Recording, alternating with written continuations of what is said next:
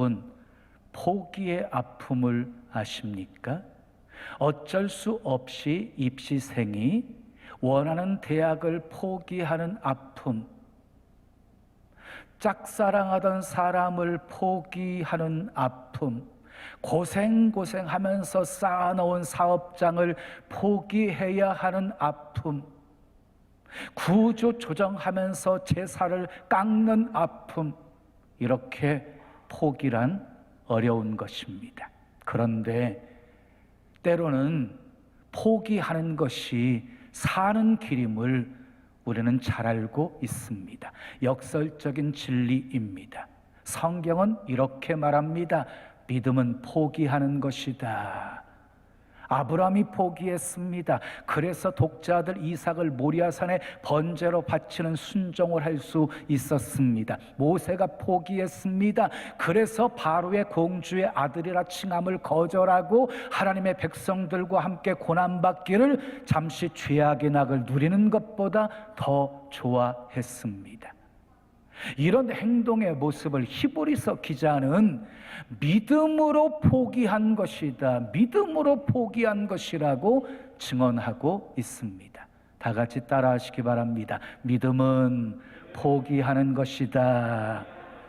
에스더도요, 죽으면 죽으리라 고백하면서 자기 안위를 포기했습니다. 예수님도 포기했습니다. 요한복음 10장 18절에 이를 내게서 빼앗는 자가 있는 것이 아니라 내가 스스로 버리노라. 누가 지우는 십자가를 지신 것이 아니라 스스로 선택해서 십자가를 지셨다는 것입니다. 빌립보서 2장 6절 이하의 말씀을 보면 예수님은 하나님과 동등하신 분이셨어요. 예수님은 하나님이셨어요. 그런데 자기를 비어서 종의 형체를 가지시고 사람의 모양으로 나타나셨습니다. 십자가에 죽기까지 순종을 하셨습니다. 자기를 비웠다는 말은요, 자기를 포기했다는 말입니다. 그래서 우리의 구주가 되셨습니다. 바울도 포기했습니다. 고린도전서 9장 18절에 보면 그런즉 내 상이 무엇이냐, 내 상이 무엇이냐, 내가 복음을 전할 때에 값없이 전하고 복음으로 말미암아 내게 있는 권리를 다 쓰지 아니하는 이것이로다. 그래서 바울은요, 복음을 전할 때 값없이 전했습니다. 값없이. 그리고 복음으로 인하여서 자기에게 있는 권리를 다 쓰지 않고 포기했습니다. 그것이 자기가 앞으로 받을 상이라고 말씀하고 있습니다. 다시 말해서 이 말씀은요, 자기에게 주어진 권리를 포기하지 않는다면 결코 상을 받을 수가 없다는 말씀입니다. 그런데 어떤 사람들은요, 자기에게 있는 권리를 다 쓸 뿐만 아니라 그것도 모자라서 남에게 있는 권리까지 빼앗아서 쓰는 사람들이 있습니다. 그런 사람에게 어떻게 상이 있을 수 있겠습니까? 그러나 반대로 내가 가진 권리를 스스로 포기하면서 남에게 유익을 끼치는 삶을 산다면 그 삶만큼 가치 있고 보람된 삶은 없을 것입니다. 다 같이 따라하시기 바랍니다. 믿음은 포기하는 것이다. 오늘 본문에 나오는 주인공은요, 한 부자 청년이었어요. 예수님께 나왔습니다. 그런데 예수님께 나온 다른 사람과는 전혀 다른 모습이었어요. 어떻게 하여야 영생을 얻을 수 있느냐고 아주 가장 중요한 주제를 가지고 예수님께 찾아 나온 것입니다. 이 청년에 대한 이야기는 마태복음, 마가복음, 누가복음 세 복음서에 기록이 되어져 있습니다. 먼저 이 청년에 대해서 살펴보죠. 이 청년은 어떤 사람이었습니까? 오늘 읽은 본문 마태복음을 살펴보게 되어지면 그는 노인도 아니었고 철없는 어린아이도 아니었고 청년이었습니다. 청년. 그것도 재물이 많은 청년이었습니다. 특별히 누가복음에서는요, 관원이라고 소개하고 있습니다. 여기서 관원은 유다 회당의 지도자나 사내들인 회원 중에 한 명이었음을 밝히고 있는 것입니다. 자, 이 사람은 세상이 부러워하는 세 가지를 다 가지고 있었어요. 미래가 있었고 희망이 있었습니다. 보통 청년들은 돈은 없어요.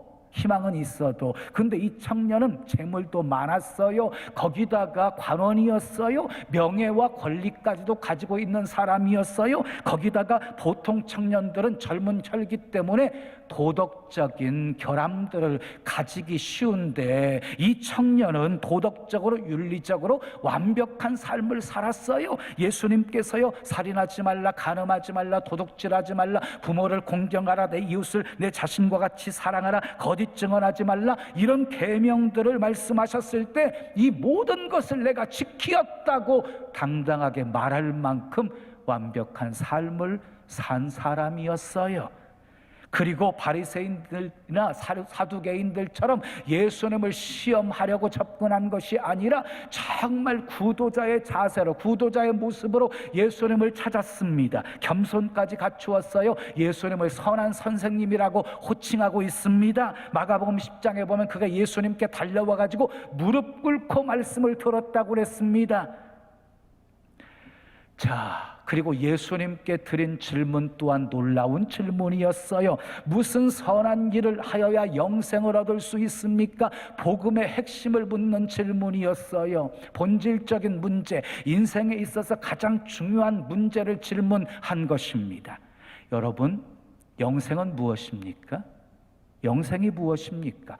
영원히 사는 것이 영생입니까? 여러분, 연세가 많으신 분들에게 여쭈어 보세요. 앞으로 200년 더 살게 해드린다면 어떻겠어요? 좋아할 분 하나도 없을 겁니다. 영생의 개념을 단순히 영원히 사는 무한한 생명 연장으로만 생각하는 건 착각입니다. 그러면 영생이 무엇입니까? 영생은요, 하나님과 함께 영원히 사는 것입니다. 그걸 영생이라고 하는, 하나님과 영원히 함께 사는 거 영생이. 반대로 지옥에서 영원히 사는 것은요, 영벌이라고 하는 것입니다. 그런데 이 영생이 어디에 있습니까? 예수 그리스도 안에 있습니다. 아멘. 그래서 요한일서 5장 12절은 이렇게 말씀합니다. 아들이 있는 자에게는 생명이 있고 하나님의 아들이 없는 자에게는 생명이 없느니라. 아들이 있어야 생명이 있는 것입니다. 그러면 예수 그리스도 안에 있는 생명을 우리는 어떻게 얻을 수 있는 것입니까? 예수님을 믿음으로 얻을 수 있습니다. 요한복음 3장 16절에 하나님이 세상을 이처럼 사랑하사 독생자를 주셨으니 이는 그를 믿는 자마다 멸망하지 않고 영생을 얻게 하려 하심이라. 믿는 자마다 영생을 얻게 하십니다. 요한복음 3장 36절에 아들을 믿는 자에게는 영생이 있고 아들에게 순종하지 아니하는 자는 영생을 보지 못하고 도리어 하나님의 진노가 그 위에 머물러 있느니라. 요한복음 6장 40절은 이렇게 말씀합니다. 내 아버지의 뜻은 아들을 보고 믿는 자마다 영생을 얻는 이것이니 마지막 날에 내가 이를 다시 살리리라 하시니라. 아버지의 뜻은 아들을 보고 믿는 자마다 영생을 얻는 것이 아버지의 뜻입니다. 그러면 영생은 언제부터 얻는 것입니까? 죽은 다음에 얻는 것입니까? 아닙니다. 믿는 즉시 얻는 것입니다. 아멘. 요한복음 5장 24절 말씀 함께 읽어요. 시작. 내가 진실로 진실로 너희에게 이르노니 내 말을 듣고 또 나 보내신 이를 믿는 자는 영생을 얻었고, 얻을 것이라는 말이 아니에요. 영생을 얻었고 심판에 이르지 아니하나니 사망에서 생명으로 옮겼느니라. 영생은 죽어서 얻는 것이 아닙니다. 예수를 믿음으로 얻는 것입니다. 아멘. 우린 예수 믿음으로 영생 얻었고 그 영생을 누리며 살고 있는 것입니다. 오늘 본문에 보면 예수님은요, 무슨 선한 일을 하여야 영생을 얻을 수 있습니까? 라는 청년의 질문에 계명들을 지키라 라고 말합니다. 여러분, 이 청년은요, 도덕적으로 윤리적으로 완벽한 삶을 살았던 사람이었기 때문에 예수님의 그 질문에 자신감 있게 당당하게 어느 계명이오니까 라고 묻습니다. 그리고 이렇게 말합니다. 본문 20절 말씀 읽어요. 시작. 그 청년이 이르되 이 모든 것을 내가 지키어 싸운데 아직도 무엇이 부족하니까? 내가 모든 것을 다 지켰으니 이제 영생은 내게 있는 것이지요 라고 말한 것입니다. 자, 모세에게 주신 십계명을 기준으로 본다면 이 청년은 합격생입니다. 그러나 예수님은 더 깊은 곳을 보셨습니다. 누가복음 18장 22절에서 한 가지 부족한 것이 있다 라고 말씀하십니다. 한 가지 부족한 것이 있다. 그리고 청년에게 예수님이 이렇게 본문 21절에 말씀을 하십니다. 함께 읽어요. 시작.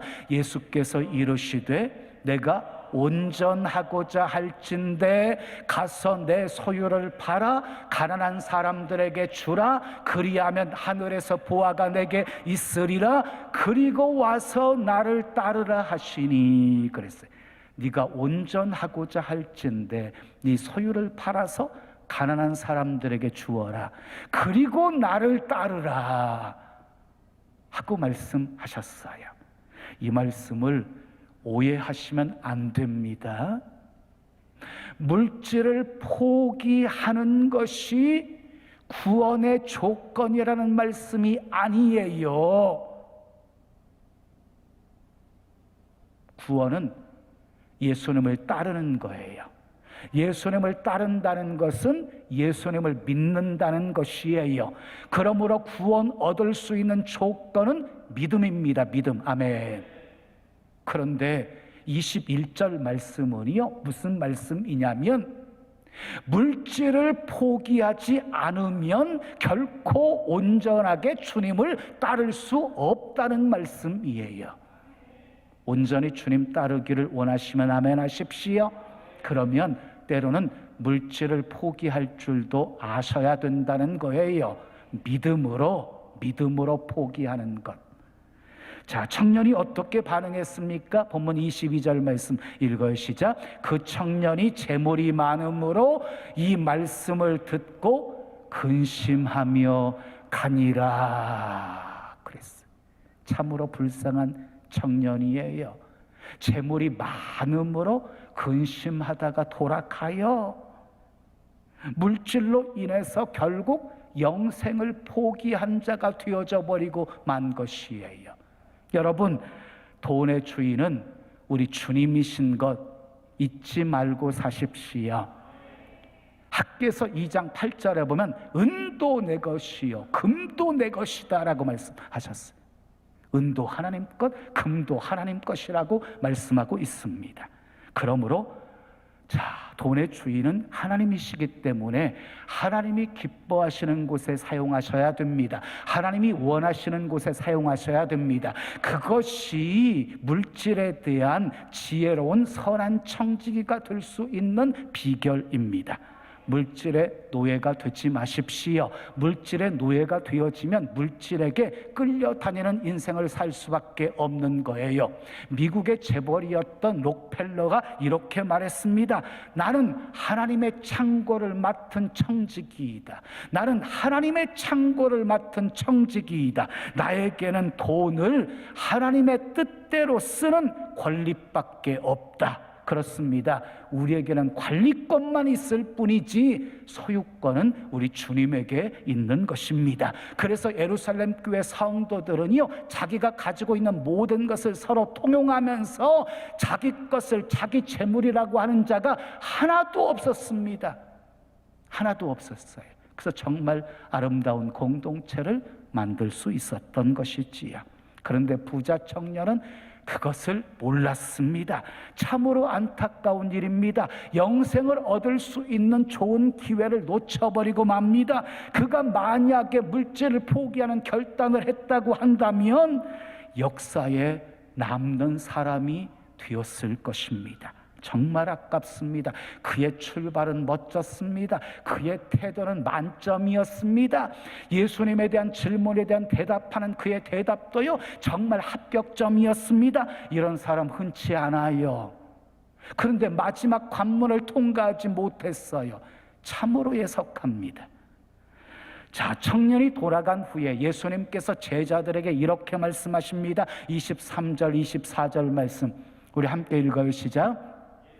예수께서 제자들에게 이르시되 내가 진실로 너희에게 이르노니 부자는 천국에 들어가기가 어려우니라. 다시 너희에게 말하노니 낙타가 바늘귀로 들어가는 것이 부자가 하나님 나라에 들어가는 것보다 쉬우니라 하시니, 부자가 천국 가는 게 얼마나 어려운지 낙타가 바늘귀로 들어가는 것이 더 쉽다는 말씀이거든요. 여러분 묻겠어요? 낙타가 바늘귀로 들어갈 수 있어요, 없어요? 없어요. 바늘귀 아시지요? 예? 실을 집어 넣으려면 쭉 쳐다보면서 넣어야 되잖아요. 그 바늘귀 조그만 구멍, 어떻게 그 작은 바늘귀 속에 낙타가 들어갈 수 있냔 말이지요. 불가능한 일이지요. 제자들이 그 소리를 듣고 크게 놀라면서 예수님께 묻습니다. 그렇다면 누가 구원을 얻을 수 있겠습니까?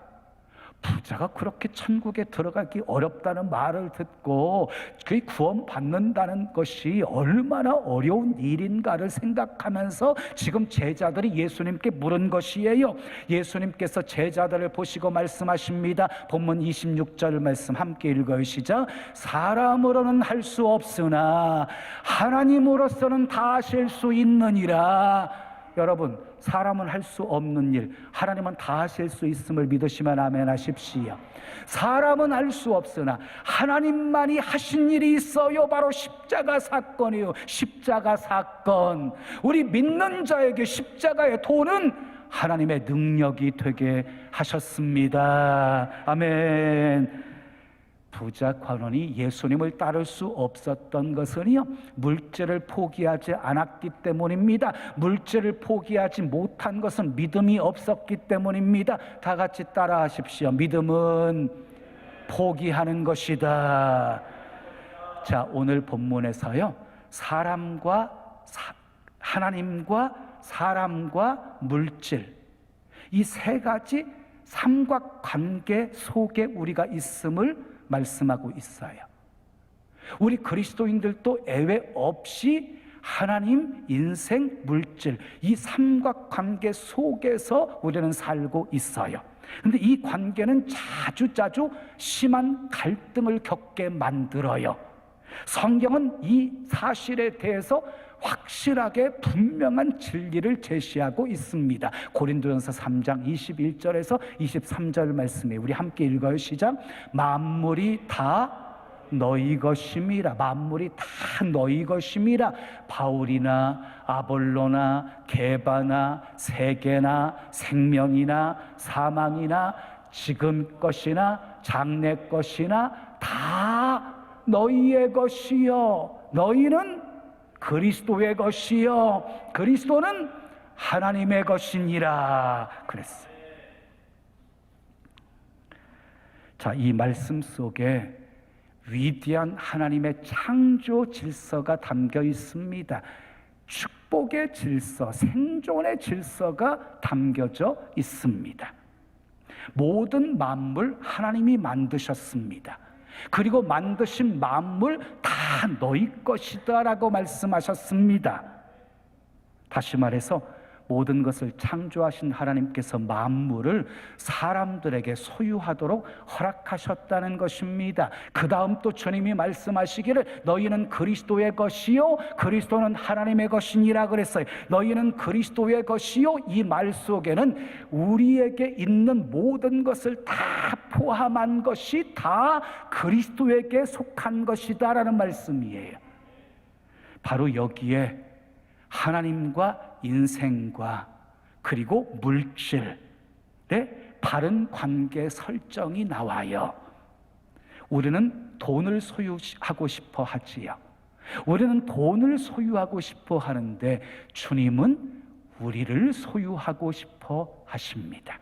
그 이유는요, 우리를요 당신의 핏값으로 사신 존재이기 때문입니다.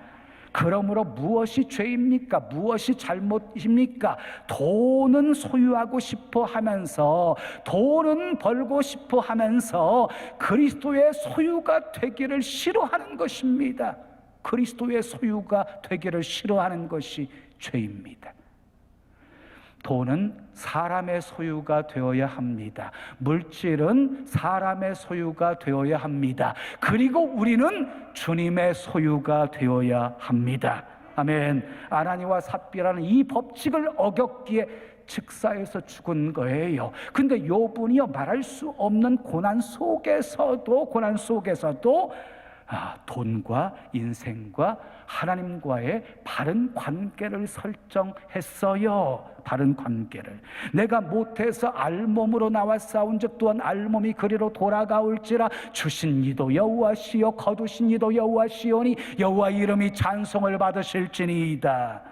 욥은 하나님과 사람과 물질과의 관계를 바르게 정립하고 살았어요. 그래서 갑절의 복을 받게 된 것입니다. 오늘 본문에서 우리가 믿음으로 포기하면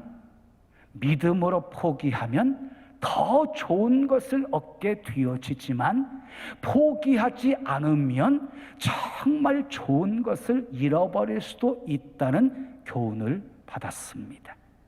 예수님께서 제자를 부르실 때요, 나를 따르라. 너희로 사람 낚는 어부가 되게 하리라. 그때 제자들이 어떻게 반응했습니까? 모든 것을 버려두고 예수님을 쫓으니라 그랬어요. 버렸기에 쫓을 수 있었던 거예요. 버렸기에 예수님의 제자가 될 수 있었던 거예요.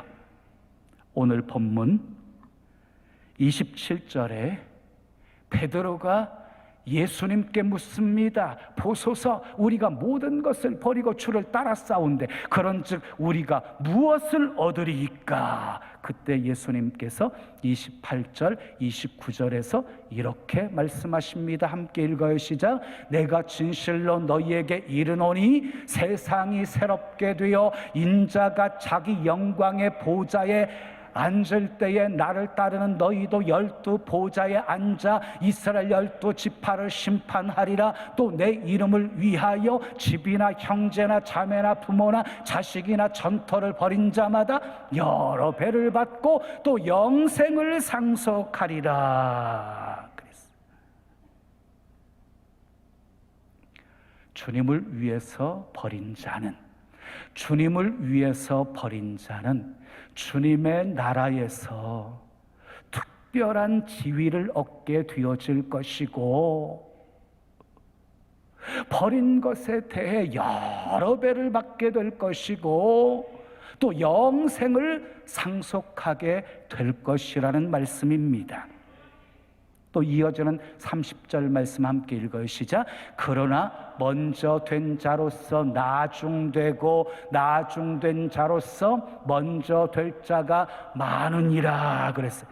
여러분, 먼저와 나중은요, 믿음으로 포기했느냐 포기하지 않았느냐에 의해서 결정되어진다는 것입니다.